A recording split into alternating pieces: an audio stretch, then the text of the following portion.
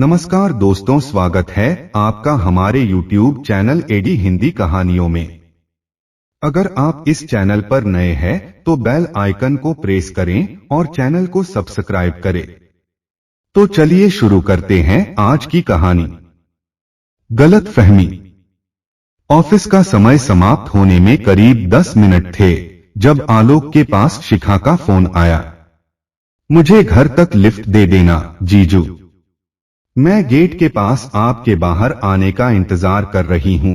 अपनी पत्नी ऋतु की सबसे पक्की सहेली का ऐसा संदेश पाकर आलोक ने अपना काम जल्दी समेटना शुरू कर दिया।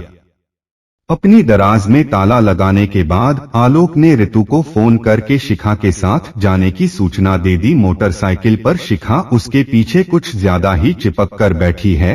इस बात का एहसास आलोक को सारे रास्ते बना रहा। आलोक ने उसे पहुंचाकर घर जाने की बात कही तो शिखा चाय पिलाने का आग्रह कर उसे जबरदस्ती अपने घर तक ले आई। उसे ताला खोलते देख आलोक ने सवाल किया, तुम्हारे भैया भाभी और मम्मी पापा कहाँ गए हुए हैं? भाभी रूठकर मायके में जमी हुई हैं, इसलिए भैया उन्हें वापस लाने के लिए ससुराल गए हैं। वे कल लौटेंगे। मम्मी अपनी बीमार बड़ी बहन का हालचाल पूछने गई हैं। पापा के साथ, शिखा ने मुस्कुराते हुए जानकारी दी। तब तुम आराम करो, मैं ऋतु के साथ बाद में चाय पीने आता हूँ। आलोक ने फिर अंदर जाने से बचने का प्रयास किया। मेरे साथ अकेले में कुछ समय बिताने से डर रहे हो जीजू? शिखा ने उसे शरारती अंदाज में छेड़ा। अरे मैं क्यों डरूं, तुम डरो। लड़की तो तुम ही हो न, आलोक ने हंसकर जवाब दिया। मुझे लेकर तुम्हारी नीयत खराब है क्या? न बाबान मेरी है, तुम्हारी क्या है? आलोक उलझन में पड़ गया। कुछ नहीं, शिखा अचानक खिलखिला के हंस पड़ी और फिर दोस्ताना अंदाज में उसने आलोक का हाथ पकड़ा और ड्राइंग रूम की तरफ चल पड़ी। चाय लोगे या कॉफी? अंदर आकर भी शिखा ने आलोक का हाथ नहीं छोड़ा। चाय चलेगी, आओ, रसोई में गपशप भी करेंगे। उसका हाथ पकड़े पकड़े ही शिखा रसोई की तरफ चल पड़ी। चाय का पानी गैस पर रखते हुए अचानक शिखा का मूड बदला और वह शिकायती लहजे में बोलने लगी, देख रहे हो जीजू, यह रसोई और सारा घर कितना गंदा और बेतरतीब हुआ पड़ा है। मेरी भाभी बहुत लापरवाह और कामचोर है। अभी उसकी शादी को 2 महीने ही तो हुए हैं। शिखा धीरे धीरे सब सीख लेगी, सब करने लगेगी। आलोक ने उसे सांत्वना दी। ऋतु और तुम्हारी शादी को भी तो 2 महीने ही हुए हैं। तुम्हारा घर तो हर समय साफ सुथरा रहता है। ऋतु एक समझदार और सलीकेदार लड़की है और मेरी भाभी एकदम फूहड़। मेरा इस घर में रहने का बिल्कुल मन नहीं करता। तुम्हारा ससुराल जाने का नंबर जल्दी आ जाएगा, फिक्र न करो। शिखा बोली, भैया की शादी के बाद से इस घर में 24 घंटे क्लेश और लड़ाई झगड़ा रहता है। मुझे अपना भविष्य तो बिल्कुल अनिश्चित और असुरक्षित नजर आता है। इसके लिए पता है मैं किसे जिम्मेदार मानती हूँ? किसे? ऋतु को डोट। उसे क्यों? आलोक ने चौंक कर पूछा। क्योंकि उसे ही इस घर में मेरी भाभी बनकर आना था। यह क्या कह रही हो? मैं सच कह रही हूँ जीजू। मेरे भैया और मेरी सबसे अच्छी सहेली आपस में प्रेम करते थे। फिर ऋतु ने रिश्ता तोड़ लिया क्योंकि मेरे भाई के पास न दौलत है न बढ़िया नौकरी। उसके बदले जो लड़की मेरी भाभी बनकर आई है वह इस घर के बिगड़ने का कारण हो गई है। शिखा का स्वर बेहद कड़वा हो उठा था। घर का माहौल खराब करने में क्या तुम्हारे भाई की शराब पीने की आदत जिम्मेदार नहीं है? शिखा, आलोक ने गंभीर स्वर में सवाल किया। अपने वैवाहिक जीवन से तंग आकर वह ज्यादा पीने लगा है। अपनी घर गृहस्थी में उसे अगर सुख शांति व खुशियां चाहिए तो उसे शराब छोड़नी ही होगी। आलोक ने अपना मत प्रकट किया। न ऋतु उसे धोखा देती, न इस घर पर काले बादल मंडराते। शिखा का अचानक गला भर आया। सब ठीक हो जाएगा, आलोक ने कहा। कभी कभी मुझे बहुत डर लगता है। आलोक, शिखा का स्वर अचानक कोमल और भावुक हो गया। शादी कर लो तो डर चला जाएगा। आलोक ने मजाक करके माहौल सामान्य करना चाहा। मुझे तुम जैसा जीवन साथी चाहिए, तुम्हें मुझसे बेहतर जीवन साथी मिलेगा। शिखा, मैं तुमसे प्यार करने लगी हूँ। आलोक, पगली, मैं तो तुम्हारी बेस्ट फ्रेंड का पति हूँ। तुम मेरी अच्छी दोस्त बनी रहो और प्रेम को अपने भावी पति के लिए बचाकर रखो। मेरा दिल अब मेरे बस में नहीं है। शिखा बड़ी अदा से मुस्कराई। ऋतु को तुम्हारे इरादों का पता लग गया तो हम दोनों की खैर नहीं, उसे हम शक करने ही नहीं देंगे। आलोक, सबके सामने तुम मेरे जीजू ही रहोगे। मुझे और कुछ नहीं चाहिए तुमसे, बस मेरे प्रेम को स्वीकार कर लो। आलोक, और अगर मुझे और कुछ चाहिए हो तो आलोक शरारती अंदाज में मुस्कराया। तुम्हें जो चाहिए ले लो। शिखा ने आंखें मूंद कर अपना सुंदर चेहरा आलोक के चेहरे के बहुत करीब कर दिया।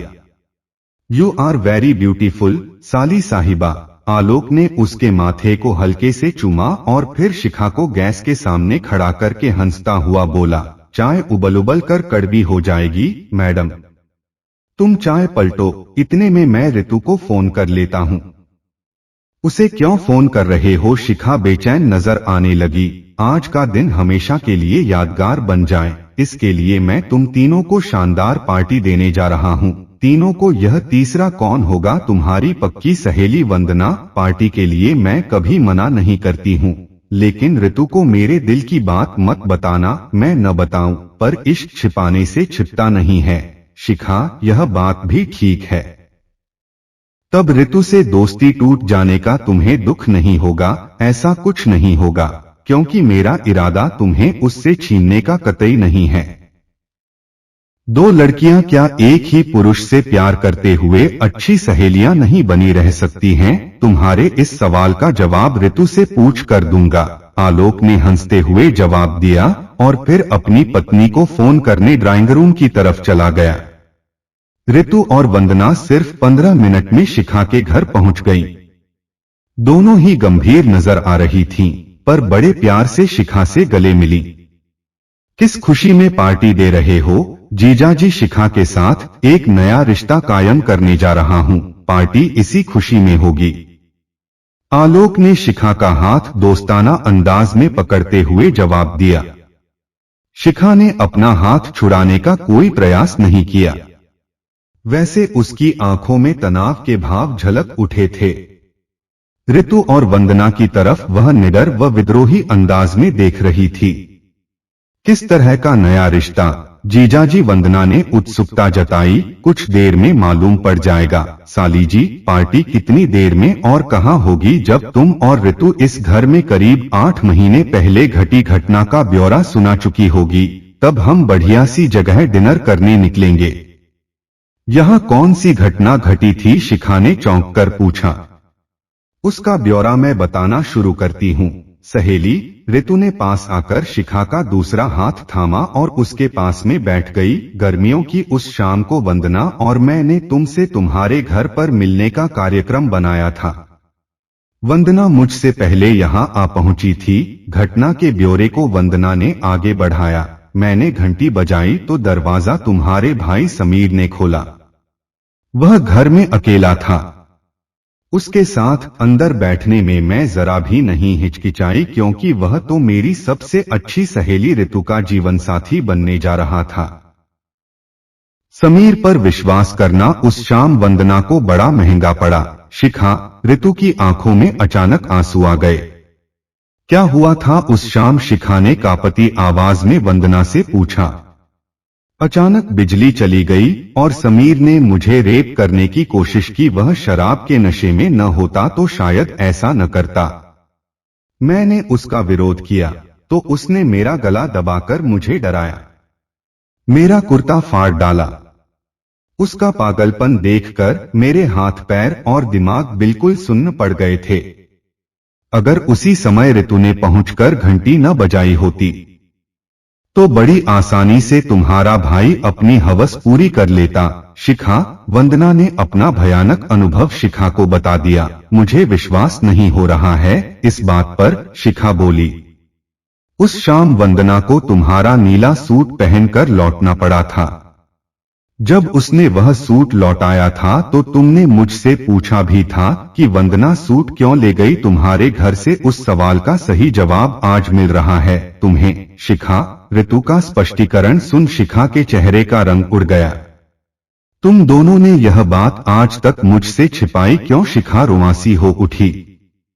समीर की प्रार्थना पर एक भाई को हम उसकी बहन की नजरों में गिराना नहीं चाहते थे। वंदना भी उठकर शिखा के पास आ गई। मैं समीर की जिंदगी से क्यों निकल गई, इसका सही कारण भी आज तुम्हें पता चल गया है। मैं बेवफा नहीं बल्कि समीर कमजोर चरित्र का इंसान निकला। उसे अपना जीवन साथी बनाने के लिए मेरे दिल ने साफ इनकार कर दिया था। वह आज दुखी है, इस बात का मुझे अफसोस है। पर उसकी घिनौनी हरकत के बाद मैं उससे जुड़ी नहीं रह सकती थी। ऋतु बोली। मैं तुम्हें कितना गलत समझती रही। शिखा अफसोस से भर उठी। आलोक ने कहा, मेरी सलाह पर ही आज इन दोनों ने सच्चाई को तुम्हारे सामने प्रकट किया है। शिखा। ऐसा करने के पीछे कारण यही था कि हम सब तुम्हारी दोस्ती को खोना नहीं चाहते हैं। शिखा ने अपना सिर झुका लिया और शर्मिंदगी से बोली, मैं अपने कसूर को समझ रही हूं। मैं तुम सब की अच्छी दोस्त कहलाने के लायक नहीं हूं। तुम हम दोनों की सबसे अच्छी, सबसे प्यारी सहेली हो यार। ऋतु बोली। मैं तो तुम्हारे ही हक पर डाका डाल रही थी। ऋतु शिखा की आवाज भर्रा उठी। अपने भाई को धोखा देने का दोषी मैं तुम्हें मान रही थी। इस घर की खुशियां और सुख शांति नष्ट करने की जिम्मेदारी तुम्हारे कंधों पर डाल रही थी। मेरे मन में गुस्सा था, गहरी शिकायत और कड़वाहट थी। तभी तो मैंने आज तुम्हारे आलोक को अपने प्रेमजाल में फांसने की कोशिश की। मैं तुम्हें सजा देना चाहती थी, तुम्हें जलाना और तड़पाना चाहती थी। मुझे माफ कर दो ऋतु। मेरी गिरी हुई हरकत के लिए मुझे क्षमा कर दो प्लीज। ऋतु ने उसे समझाया। पगली, तुझे माफी मांगने की कोई जरूरत नहीं, क्योंकि हम तुम्हें किसी भी तरह का दोषी नहीं मानते हैं। ऋतु ठीक कह रही है साली साहिबा। आलोक ने कहा, तुम्हारे गुस्से को हम सब समझ रहे थे। मुझे अपनी तरफ आकर्षित करने के तुम्हारे प्रयास हमारी नजरों से छिपे नहीं थे। इस विषय पर हम तीनों अक्सर चर्चा करते थे। आज मजबूरन उस पुरानी घटना की चर्चा हमें तुम्हारे सामने करनी पड़ी है। मेरी प्रार्थना है कि तुम इस बारे में कभी अपने भाई से कहा सुनी मत करना। हमने उससे वादा किया था कि सच्चाई तुम्हें कभी नहीं पता चलेगी। वंदना ने शिखा से विनती की। हम सबको पक्का विश्वास है कि तुम्हारा गुस्सा अब हमेशा के लिए शांत हो जाएगा और मेरे पतिदेव पर तुम अपने रंगरूप का जादू चलाना बंद कर दोगी। ऋतु ने मजाकिया लहजे में शिखा को छेड़ा तो वह मुस्कुरा उठी। आई एम सॉरी ऋतु, जो अब तक नासमझी में घटा है उसके लिए सॉरी कभी मत कहना। ऋतु ने उसके मुंह पर हाथ रख दिया। साली साहिबा, वैसे तो तुम्हें प्रेमिका बनाकर भी मैं खुश रहता, पर शक्ल देखी है, कभी शीशे में मेरी इन सहेलियों को प्रेमिका बनाने का सपना भी देखा तो पत्नी से ही हाथ धो बैठोगे। ऋतु बोली। आलोक मुस्कुराते हुए बोला, तो फिर दोस्ती के नाम पर देता हूं बढ़िया सी पार्टी। हम चारों के बीच दोस्ती और विश्वास का रिश्ता सदा मजबूत बना रहे। आपको हमारी यह कहानी कैसी लगी कमेंट करके जरूर बताएं और दोस्तों वीडियो को लाइक करें और शेयर करें। Thanks for watching this video.